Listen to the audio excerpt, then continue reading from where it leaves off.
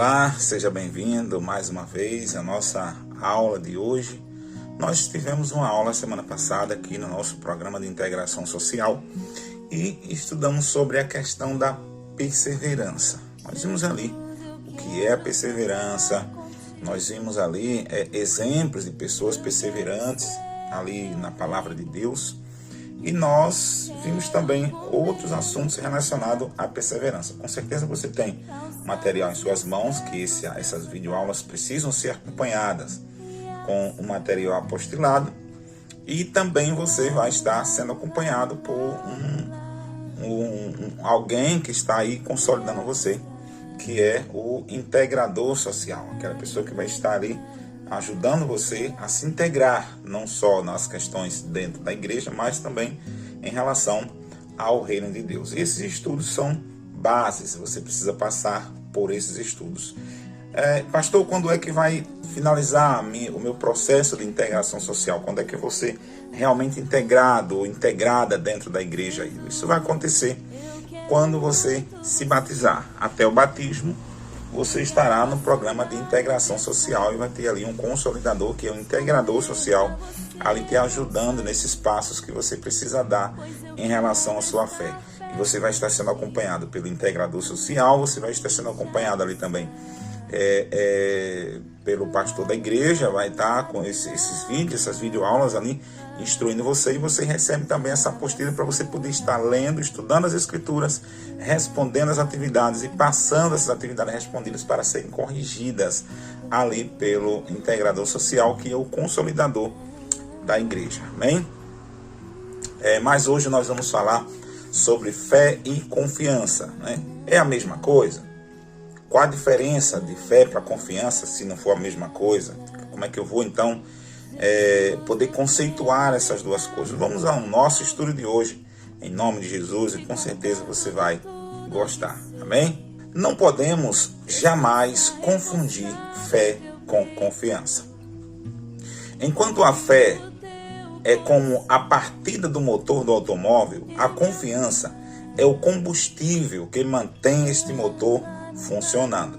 Apesar de uma depender da outra para funcionar, mas elas são coisas totalmente distintas ou diferentes. O que é então a fé? Nós vamos encontrar um significado real sobre a fé dentro da palavra de Deus, lá no livro de Hebreus, capítulo 11, versículo 1. E você pode ler aí na sua Bíblia. Vamos ver o que diz? Ora, a fé é a certeza de que haveremos de receber o que esperamos e a prova daquilo que não podemos ver. Ou seja, estou com a Bíblia King James, mas na Bíblia Ferreira de Almeida diz: ora, a fé é o firme fundamento das coisas que não se vê e a convicção daquilo que se espera. De maneira que quando nós falamos de fé, nós estamos falando de uma certeza inabalável de fatos que se esperam e a convicção de coisas que você não viu. Ou seja, eu nunca vi Deus, mas creio que Ele existe, e isso é fé. Quando Pedro andou sobre as águas, ele nunca tinha tido essa experiência, apenas recebeu uma palavra: mestre, se é o Senhor que está aí, manda eu ir ter contigo. Jesus vai e diz: venha. Então ele teve aquela certeza de que aquilo realmente iria acontecer, e aquilo fez com que Pedro andasse sobre as águas. Porém, o problema ou a questão esteve então na confiança, porque às vezes, embora nós tendo fé, a nossa confiança pode ser abalada. E quando a tempestade aumentou, quando Pedro viu o ruído das águas, então ele se assustou e aí abalou a sua confiança. E quando a gente abala a confiança, a gente acaba então caindo na fé. Então veja que a fé, ela é um fundamento firme, ela dá um impulso para que a coisa aconteça. Ela é um firme fundamento das coisas que não se veem e a prova daquilo que se espera, mas essa fé precisa da confiança para que ela mantenha-se então de pé. O que é então a confiança? Diferente da fé, a confiança é o que nos faz continuar crendo, mesmo em meio às contrariedades da vida.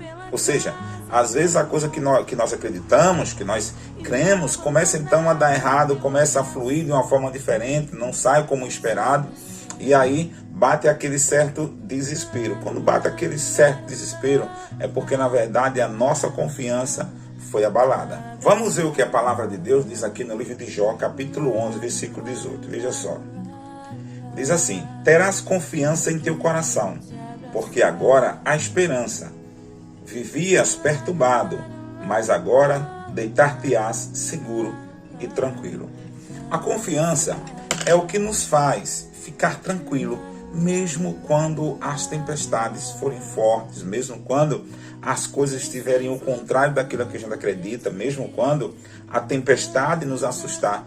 Quando nós temos a confiança sobre a nossa fé, nós então relaxamos, deitamos e deixamos Deus cuidar daquilo que a gente acredita que Ele está cuidando, daquilo que a gente creu. É necessário que nós tenhamos fé, mas é necessário também que nós tenhamos confiança. Seguindo aqui o nosso estudo, diz assim: a fé nos leva a ver o sobrenatural e a confiança nos faz permanecer com os olhos na visão quando um nevoeiro da tribulação surgir. É interessante isso, né? Que quando nós estamos com fé, quando nós recebemos aquela palavra da fé, ela faz a gente ver o sobrenatural. Mas é preciso permanecer com esse mesmo olhar, com esta mesma visão, mesmo quando o nevoeiro da tribulação cegar os nossos olhos, a gente não consegue enxergar, mas a confiança está lá dentro do nosso coração e a gente continua crendo. Então, eu quero ler com você aqui Salmos de número 27, versículo 3, para a gente ver o que a palavra de Deus vai nos dizer aqui. Olha só o que diz aqui em Salmos 27, 3. Ainda que um exército me cerque, meu ser não se entregará ao temor. Ainda que uma guerra estoure contra mim, manterei minha fé inabalável. Isso é lindo, né, gente? Isso aí é maravilhoso. Isso é palavra de Deus. Ou seja, ainda que tudo pareça que está desmoronando, ainda que um exército se levantasse contra mim, ainda que inimigos me cercassem, eu continuaria com a minha fé confiante, firmada, inabalável no Senhor. Então, veja que a fé, ela precisa dessa confiança. A fé é a motivação, é a força, é o crer, é o olhar, é o entender. Mas a confiança faz com que essa fé permaneça de pé. A fé pode desfalecer caso não seja nutrida pela confiança. Salmo de número 125, versículo 1 diz: os que confiam no Senhor, ou seja, aqueles que têm uma confiança firmada no Senhor, são como os montes de Sião, que não se abalam, mas permanecem para sempre. Um exemplo disso está no livro de Mateus, capítulo 14, do versículo 22 até o versículo 31, que nós vamos ler aqui. Diz assim, imediatamente após, Jesus insistiu com seus discípulos para que entrassem no barco e fossem adiante dele para o outro lado, enquanto ele despedia as multidões. Assim que mandou o povo embora, subiu sozinho ao monte para orar. Ao chegar da noite, lá estava ele só. Todavia o barco já estava longe, no meio do mar, sendo fustigado pelas ondas, pois o vento era contrário. Na quarta vigília da noite, foi Jesus ter com eles, andando por sobre o mar. Quando os discípulos viram andando sobre as águas, ficaram aterrorizados e exclamaram: é um fantasma, e gritaram com medo. Mas imediatamente Jesus lhe disse: tende bom ânimo, sou eu, não temas. Ao que Pedro exclamou: Senhor, se és tu, manda-me ir ter contigo ao teu encontro sobre as águas. Então Jesus lhe respondeu: vem. E Pedro, deixando o barco, andou sobre as águas e foi na direção de Jesus. Versículo 30. Todavia, reparando na força do vento, teve medo e, começando a afundar, gritou: Senhor, salva-me. O que foi que nós entendemos aqui nesse texto? O que aconteceu? Nesse fato, Jesus andou sobre as águas. Eles viram Jesus andando sobre as águas. Jesus confirmou dizendo: sou eu. Pedro disse: Senhor, se és tu mesmo, manda eu ir ter contigo também sobre as águas. Isso é fé. Pedro cria que pela palavra de Jesus ele poderia andar sobre as águas. Jesus disse: venha. Então ele foi. Então a fé foi ativada. Ele pisou na água. Gente, isso é sério. O cara pisou nas águas e começou a andar sobre o mar da Galileia. Porém, o vento ficou mais forte. Quando o vento ficou mais forte, a confiança que ele estava tendo naquele momento foi abalada. E ali a fé começou a evaporar-se e ele afundou e pediu socorro ao Senhor. O mesmo Pedro que andou sobre as águas e que no meio da tempestade perdeu a sua confiança, foi o mesmo Pedro que foi trancafiado em uma cela com uma promessa de morte, ali pelo rei Herodes. Está lá no livro de Atos, capítulo 12. E esse mesmo Pedro, sobre a ameaça de morte, dormia tranquilamente à noite. O que é isso? Confiança. Quando nós temos uma confiança apurada, quando nós recebemos a palavra da fé e temos aquela confiança firmada, as coisas que acontecem ao nosso redor não podem abalar. Não vão abalar nossa fé. Nós vamos continuar crendo de todo jeito, de toda forma, porque nós entendemos que a fé precisa de uma confiança para que ela se torne constante e inabalável. É isso que nós estamos tentando aqui explicar para você que está participando desse estudo. Como unir a fé e a confiança no mesmo lugar? Quando você receber uma palavra de Deus, quando você tiver a sua fé ativada, não permita que nenhum vento contrário, que nenhuma perturbação, que nenhuma notícia ruim venha abalar a sua fé. Continue com esta fé firmada no Senhor. A fé produz um milagre, mas a confiança nos faz perseverar no caminho dos milagres. Mateus capítulo 9, do versículo 5 até o versículo 22, que diz o seguinte: Entrando Jesus em Cafarnaum, dirigiu-se a ele um centurião suplicando: Senhor, meu servo está em casa, paralítico e sofrendo horrível tormento. Jesus então lhe disse: Eu irei curá-lo. Ao que respondeu o centurião: Senhor, não sou digno de receber-te sobre meu teto, mas dize apenas uma palavra e o meu servo será curado. Porque eu também sou homem debaixo de autoridade e tenho soldados a minhas ordens. E digo a um: vai, ele vai, a outro: vem, ele vem. E digo a esse: ordeno alguma coisa ao meu servo, faze isto, e ele o faz. Ao ouvir isto, Jesus maravilhou-se e disse aos que o seguiam: com toda certeza vos afirmo que nem mesmo em Israel encontrei uma fé tão grande. Ou seja, o que era que o centurião estava dizendo? Senhor, eu creio. A minha fé é ativada pelos fatos e a observação de fatos que eu tenho vivido. Eu tenho servos sobre o meu comando, eu digo a esse: vai, ele vai, digo a esse: vem, ele vem. Então, eu tenho autoridade, e o Senhor é um homem de autoridade. Os espíritos, as enfermidades, as coisas que acontecem na terra, no nosso mundo, estão sujeitas à tua palavra. Diga apenas uma palavra e o meu servo será curado. O que é isso? Isso é a fé que gerou o milagre. Jesus então liberou aquela palavra e disse: vai e seja conforme a tua fé. Nós aprendemos que essa fé é uma fé sobrenatural, inteligente, conceituada, muito bem conceituada na palavra de Deus, que fala sobre a questão da autoridade, autonomia e o poder da palavra. Mas mesmo essa fé, ela precisa de confiança para ela permanecer de pé. Olha só o que diz aqui em Salmos de número 73, versículo 28. Aqui, ó. Eu, porém, tenho por felicidade estar na presença de Deus. Em ti, eterno Deus, deposito minha plena confiança para proclamar todas as tuas obras. Ou seja, o salmista está dizendo que o prazer dele é estar na presença de Deus e depositar em Deus toda a sua confiança para proclamar as obras de Deus. Ou seja, para ser um exemplo ali das obras de Deus. Então, a fé, ela atrai o milagre, ela invoca o milagre, ela proclama o milagre, mas é necessário que nós tenhamos uma confiança inabalável para que fazer com que esta fé permaneça de pé em meio às adversidades que nós encontrarmos no meio do nosso caminho. Nós concluímos este estudo aqui dizendo para você o seguinte, que a confiança é amiga da fé e o combustível da mesma. É ela quem faz continuarmos crendo mesmo em meio às guerras da vida.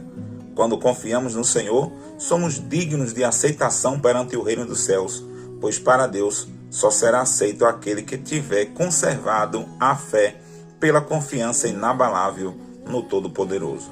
O Senhor preza pelas pessoas que confiam em sua própria habilidade, desde que essa confiança não tome o lugar de Deus. E eu quero terminar esse momento aqui falando de 4 tipos de confianças exageradas, reprovadas por Deus. Primeiro, não deposite sua confiança em bens materiais. No livro de Eclesiastes, capítulo 5, versículo 10, diz o seguinte: quem ama o dinheiro jamais terá o suficiente. Quem ama as riquezas nunca se sentirá em paz e feliz com seus rendimentos. Certamente, isso também é ilusão e vaidade. Não deposite sua confiança no homem de Belial. O que é o homem de Belial? É a pessoa que um dia já foi crente, mas que se desviou e seguiu os caminhos do mundo, os caminhos do erro, do engano e da impiedade. No livro de Isaías, capítulo 30, versículo 3, diz o seguinte: mas o socorro do faraó se vos tornará em humilhação, e o abrigo à sombra do Egito em vergonha e ultraje. Com efeitos, os seus príncipes e líderes estiveram em Zoar, os seus embaixadores chegaram a Ranes, todos se envergonharão por causa de um povo que lhes é inútil, que não traz ajuda nem qualquer vantagem, mas apenas desmoralização e opróbrio. Não ponha a sua confiança no ímpio, no desviado ou no homem de Belial. Não deposite sua confiança nos próprios talentos. A palavra de Deus diz lá no livro de Jeremias, capítulo 17, versículo 5, que maldito o homem que confia no homem, nele mesmo, e faz da carne mortal o seu braço, afastando de Deus o coração. Então, não confie na sua própria capacidade. Confie sim em si mesmo, mas não a ponto dessa confiança tomar o lugar da confiança que você tem no Senhor. Mas confie sobretudo no poder e na capacidade, nas habilidades que Deus te deu de fazer alguma coisa por alguém ou por alguma causa nobre. Deposite sua confiança no Deus de Israel. Lá no livro de Jeremias, capítulo 17, versículo 8, diz: bendito o homem que confia no Senhor, em cuja esperança é o Senhor. Então, confiemos no Senhor de todo o nosso coração. Não deixemos essa confiança ser abalada. Nós precisamos ter fé, ativar os milagres pela fé, mas permanecer firmado nessa fé pelo princípio da confiança no Deus de Israel. Terminamos aqui o nosso estudo de hoje, mas eu quero deixar você a par que na próxima aula nós estaremos estudando sobre o cristão e as suas lutas contra o sistema iníquo do mundo. Até lá, responda a atividade, leia a apostila e quando você estiver com o consolidador, que é o integrador social, que é responsável por você, esteja meditando sobre essas coisas e entregue a atividade respondida para ele e ele vai estar respondendo ali, está corrigindo na verdade. Amém? Fica na paz, beijo no coração e até a próxima aula.